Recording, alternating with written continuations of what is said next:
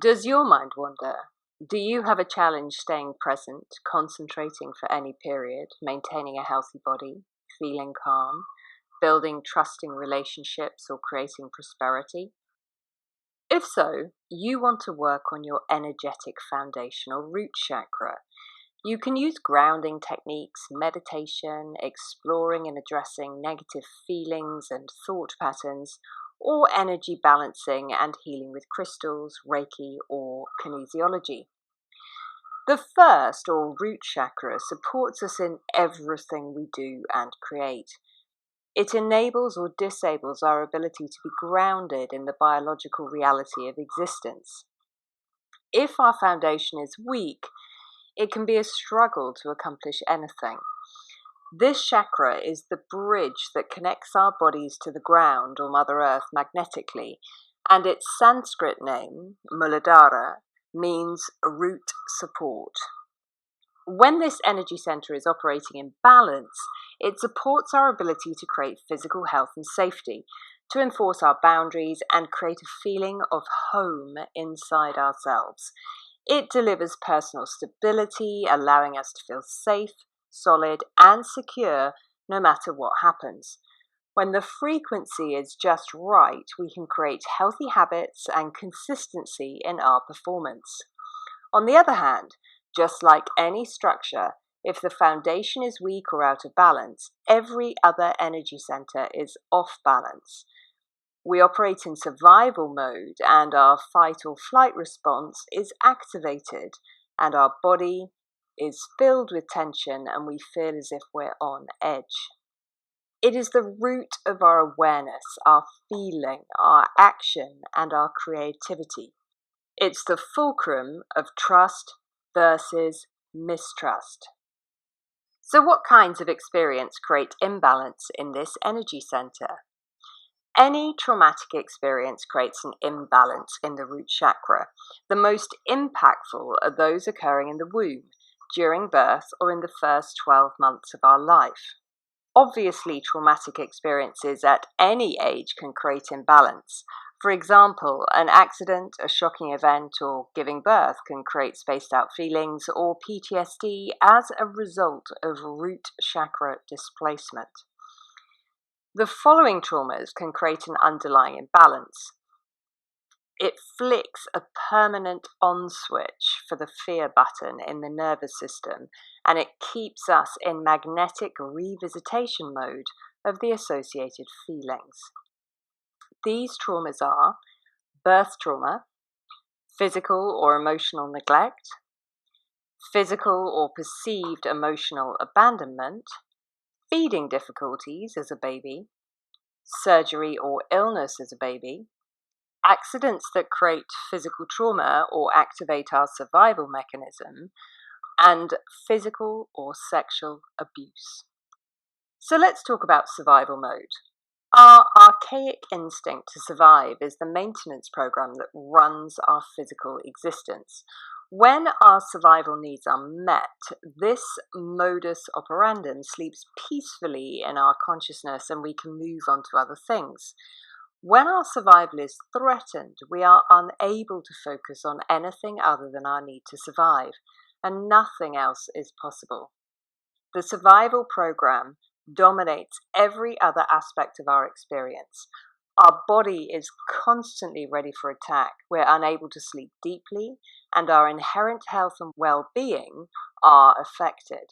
Perhaps we may feel spaced out or disconnected from reality, become hypervigilant, restless, and anxious, and find it difficult to relax. This experience creates a constant state of underlying fear or terror. Our energy remains imbalanced and creates an overfocus on our upper energy centers, often triggering overthinking, anxiety, and the ability to connect with our feelings. The purpose of fear is self-preservation. When we view it from this perspective, we can acknowledge how supportive and useful fear is. This emotion lies deep in the unconscious state of trust, paradoxically, and it is a natural vehicle for emotional development.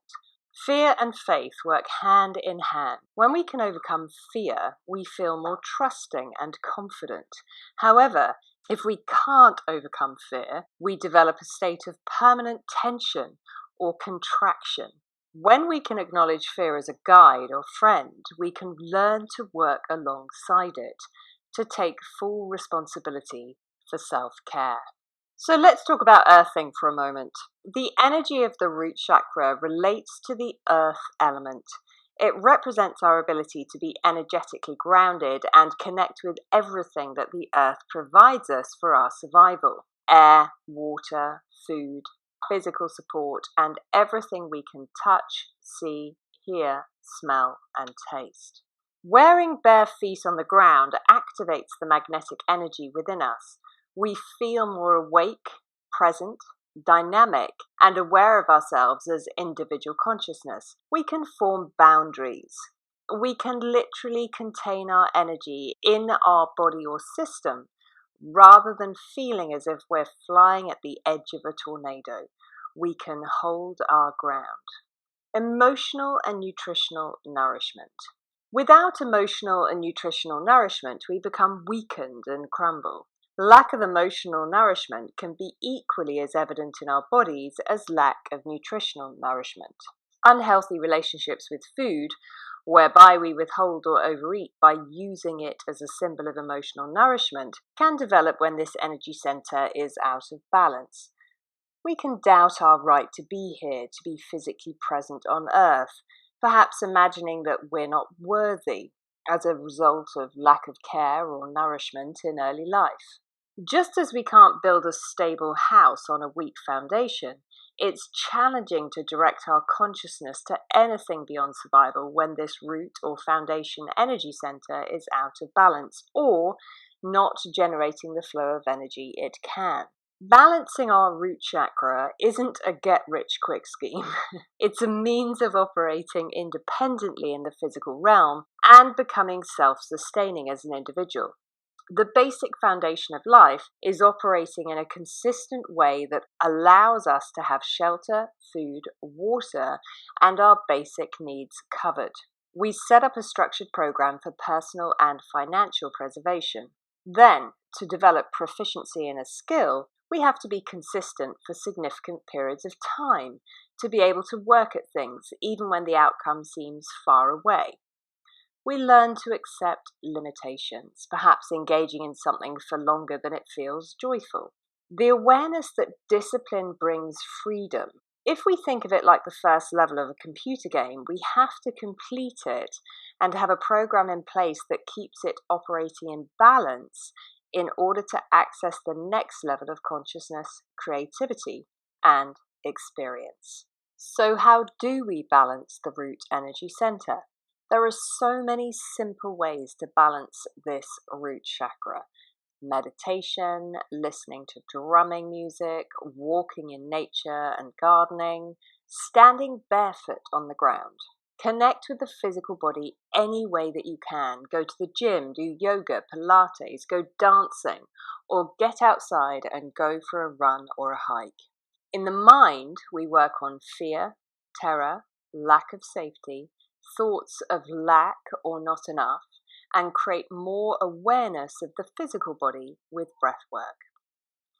So how is this insight used for my primal integrity NLP trainings? Once we have an awareness of how our base energy works, we can begin to create a map of our unbalanced emotions or negative thoughts, giving us a shortcut, if you like, to identify which energy center is out of balance. We can rapidly identify where to direct our emotional healing and potentially identify experiences in the linear organization of our memory lines to revisit for reframing and learning. For example, feelings of powerlessness stem from instability in this chakra.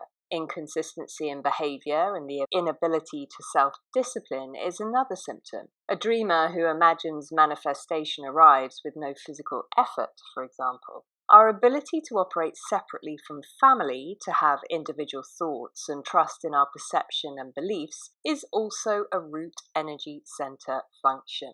Needless to say, all of these concepts are underpinned by self-worth and value.